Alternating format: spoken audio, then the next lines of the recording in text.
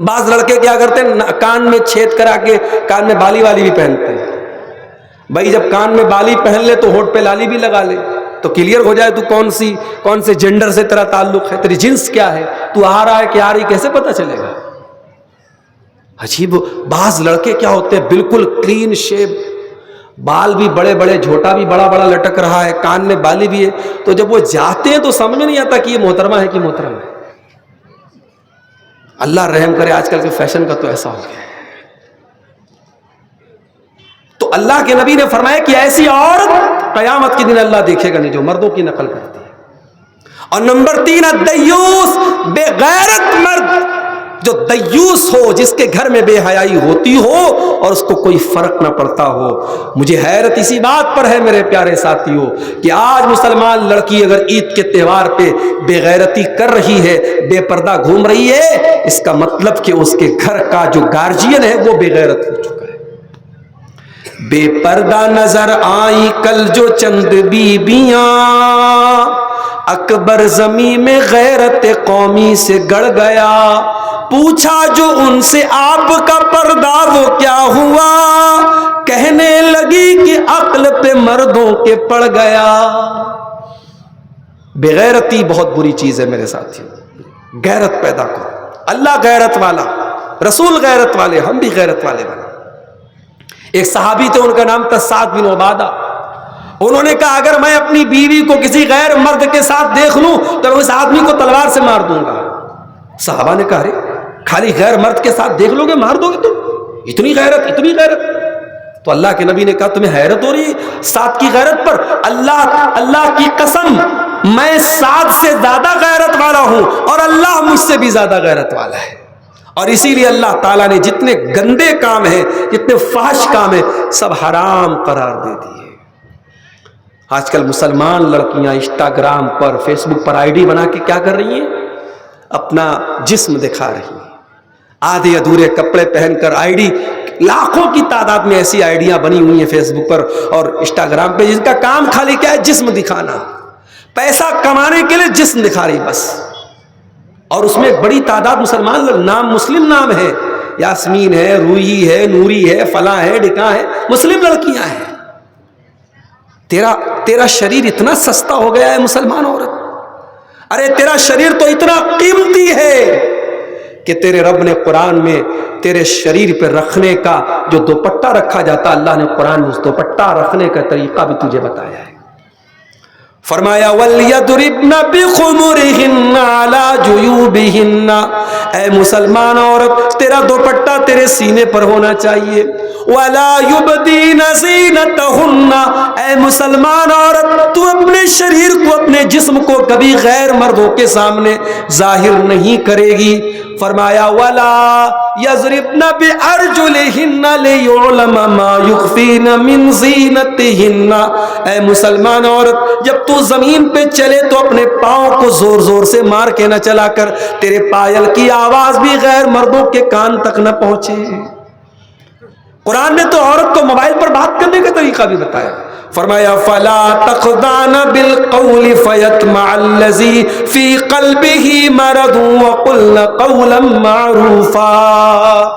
اے مسلمان عورت کسی غیر مرد سے اگر بات کرنا پڑ جائے تو لچک کے ساتھ, نرمی کے ساتھ, مٹھاس کے ساتھ بات نہ کر, کہیں سامنے والے کے دل میں تیرے لیے غلط خیال پیدا نہ ہو جائے.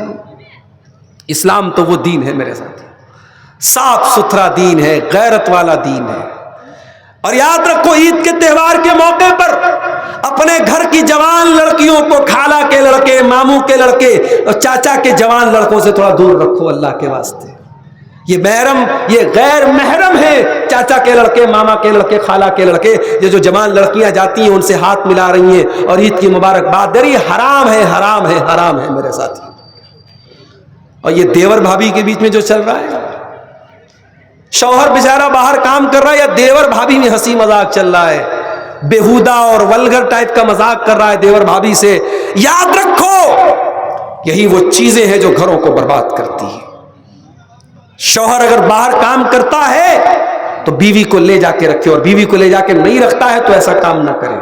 یہ کوئی طریقہ نہیں ہوا کہ آپ صاحب باہر کام کریں اور آپ کی بیوی آپ کے بغیر سسرال میں دیور اور جیٹ لوگوں کے بیچ میں اکیلی رہے.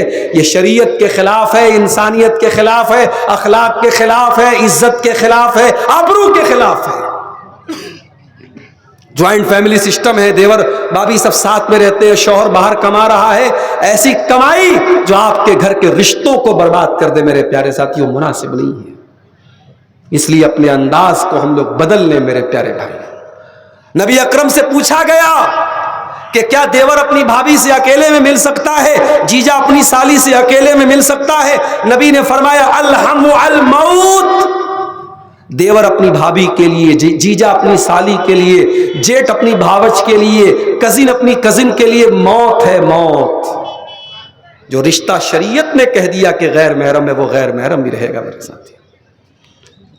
شریعت تو یہاں تک کہتی ہے کہ اگر آپ نے بچے کو پالا ہے اور کل وہ بچہ جوان ہو گیا تو جس عورت نے ماں کی طرح پالا ہے وہ عورت بھی اس لڑکے کے لیے غیر محرم ہے. صرف پال لینے کی وجہ سے ماں نہیں بن جائے گی. ہاں دودھ پلایا ہو تو الگ بات ہے, صرف پال لینے سے وہ ماں نہیں بن جائے گی. تو شریعت نے جو بتایا ہے محرم غیر محرم کا فرق کیوں بتایا ہے؟ تاکہ ہم لمٹ میں رہیں, ہم اپنی حدوں میں رہیں. رشتوں کی مریادہ آج برباد ہو رہی ہے میرے پیارے ساتھی. اللہ ہم سے ناراض ہے. کیوں ناراض ہے؟ اس لیے ناراض ہے کہ آج ہم اپنے پیٹ میں کیا ڈال رہے ہیں ہمیں احساس نہیں. ہم حلال بھی کھا رہے ہیں, حرام بھی کھا رہے ہیں.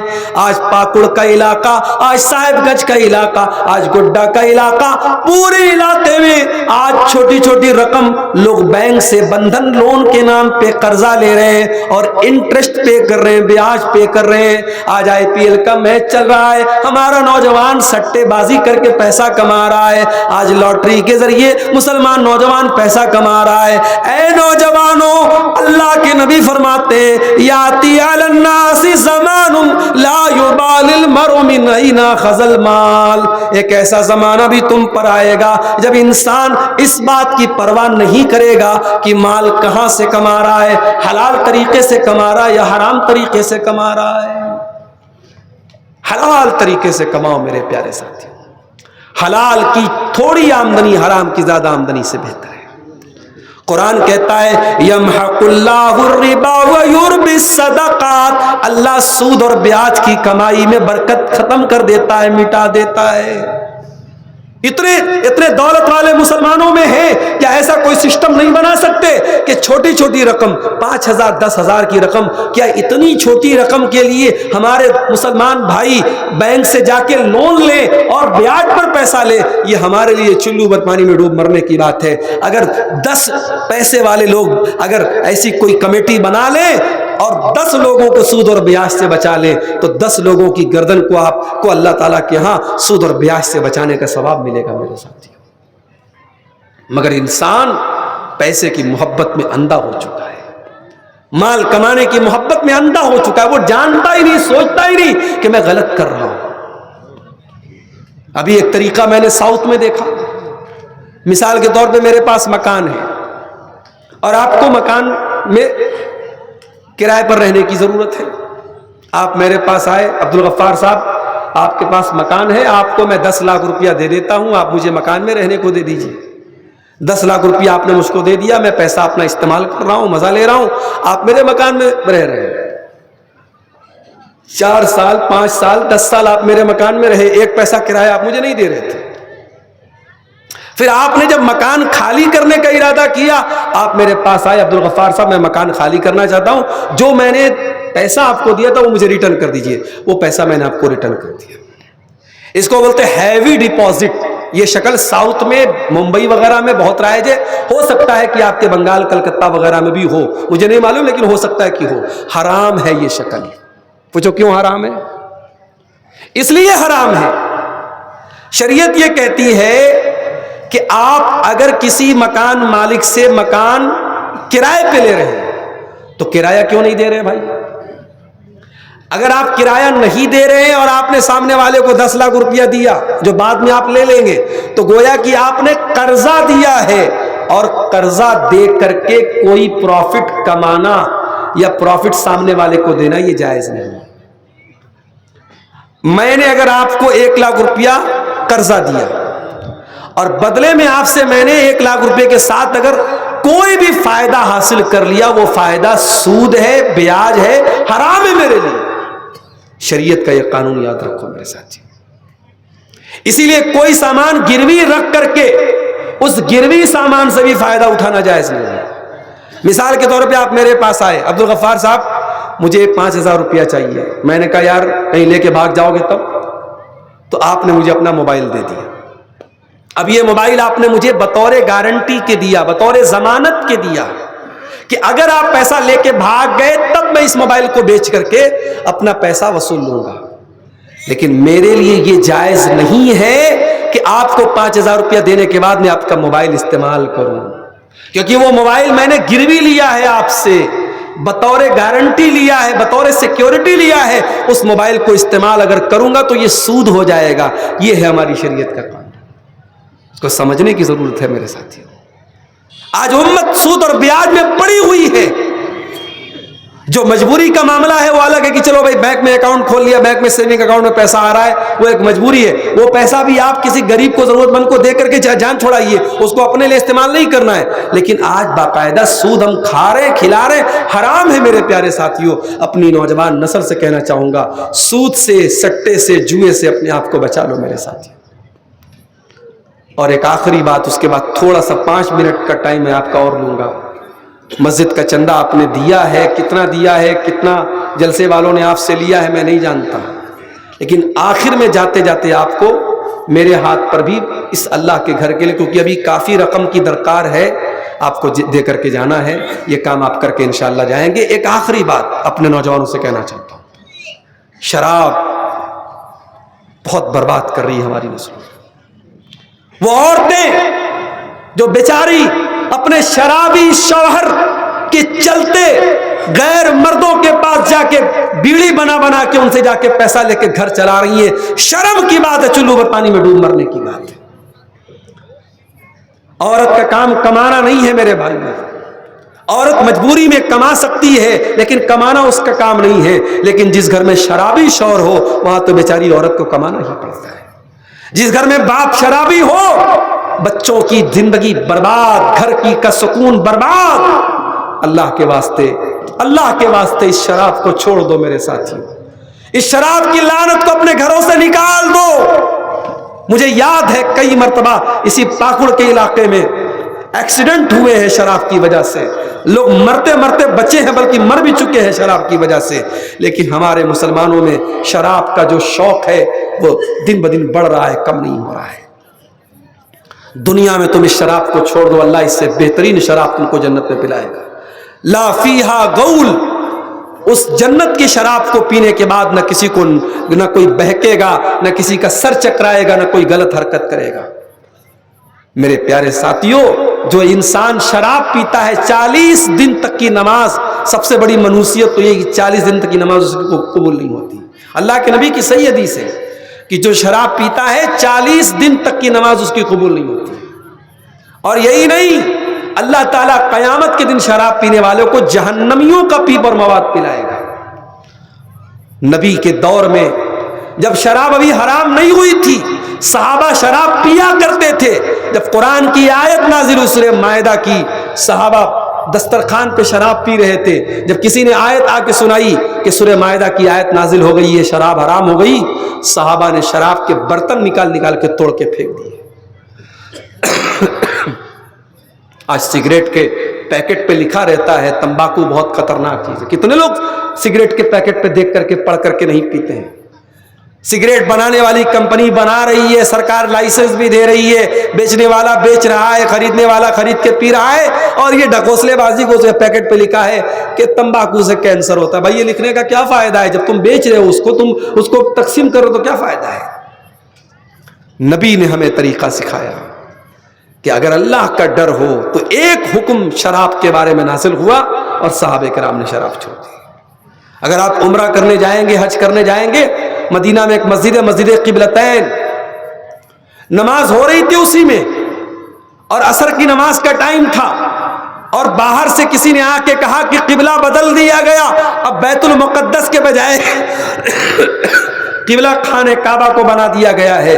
نماز کی حالت میں امام صاحب بھی پلٹ گئے، سارے مصلی پلٹ گئے، اور اس مسجد میں اس کو یادگار کے طور پہ رکھا گیا، 2 قبلے والی مسجد، مسجد قبلتین آج بھی مدینہ کے اندر موجود ہے، جو لوگ عمرہ کرنے جائیں گے وہ جا کے دیکھ سکتے ہیں۔ تو وہ ہمیں اپنے اندر جذبہ پیدا کرنے کی ضرورت ہے۔ اس لیے میرے پیارے ساتھیو، آؤ آگے بڑھو، اپنے اندر ان کمیوں کو ہم ٹٹولیں، اپنی اصلاح کریں۔ رمضان کا 1 مہینے کا روزہ ابھی گزرا ہے۔ بڑا اچھا ایک جگہ فیس بک پر میں نے ایک بات پڑھی تھی کہ آپ نے سحری کے لیے جو الارم لگایا تھا موبائل پر، میری ماں بہنوں، آپ نے سحری بنانے کے لیے، اور میرے بھائیوں، آپ نے سحری میں اٹھنے کے لیے جو الارم لگایا تھا، اس الارم کو بند مت کیجئے، اس کو چینج کر دیجئے، اب اس کو فجر کے لیے بنا لیجئے۔ اگر 1 مہینہ آپ صبح 4 بجے اٹھ سکتے ہیں سحری کے لیے، صبح 3 بجے اٹھ سکتے ہیں سحری کے لیے، تو 11 مہینے فجر کی نماز کے لیے بھی اٹھ سکتے ہیں۔ میرے پیارے ساتھیوں، بس ارادہ پکا ہونا چاہیے، حوصلہ پکا ہونا چاہیے۔ اللہ تعالیٰ سے دعا ہے رب العالمین ہم سب کو اپنی اصلاح کرنے کی توفیق عطا فرمائے۔ آئیے اب آگے بڑھیے، مسجد کی تعمیر کے اور ترقی کے لیے آپ تعاون پیش کیجئے۔ میں آپ سب کے حق میں دعا کرتا ہوں، اور میں خود بیمار بھی ہوں، آپ بھی میرے حق میں دعا کریں، اللہ شفائے کاملہ عاجلہ عطا فرمائے۔ اور اللہ تعالیٰ جتنے بھائیوں نے، یہ کسی صاحب نے جنہوں نے اپنا نام نہیں بتایا ہے، اللہ کی راہ میں مسجد کے لیے 500 روپے کا تعاون پیش کیا ہے، اللہ تعالیٰ ان کے تعاون کو قبول فرمائے۔ اور بھی لوگ آئیں، آگے بڑھیں، اور جو دے چکے ہیں وہ دوبارہ دینے سے انشاءاللہ کمی نہیں ہوگی۔ اللہ کے گھر کا معاملہ ہے۔ اللہ تعالیٰ علیہ السلام، اللہ تعالیٰ آپ کے تعاون کو قبول کرے۔ یہ ہمارے ایک بھائی نے 150 روپے کا تعاون پیش کیا ہے۔ آئیے آگے بڑھیے۔ اب آپ لوگ مجھے بھی مسند بنا کے ہی چھوڑیں گے انشاءاللہ، ہے نا؟ آئیے آگے بڑھیے، آئیے تعاون پیش کرتے جائیے، مسجد کے کام میں حصہ لیجئے۔ اللہ تعالیٰ آپ سب کے تعاون کو قبول فرمائے، آپ کی مال میں، صحت میں، علم میں، عمل میں برکت عطا فرمائے۔ آئیے، چلے آؤ چلے آؤ، چمن تم کو بلاتا ہے۔ یہ مسجد کا معاملہ ہے، مسجد کی تعمیر اور ترقی کا معاملہ ہے۔ 50 ریٹرن لینا ہے، 50 ریٹرن دے دیے ان کو بچوں۔ اللہ تعالیٰ آپ لوگوں کے تمام جو تعاون آپ پیش کر رہے ہیں اللہ قبول فرمائے۔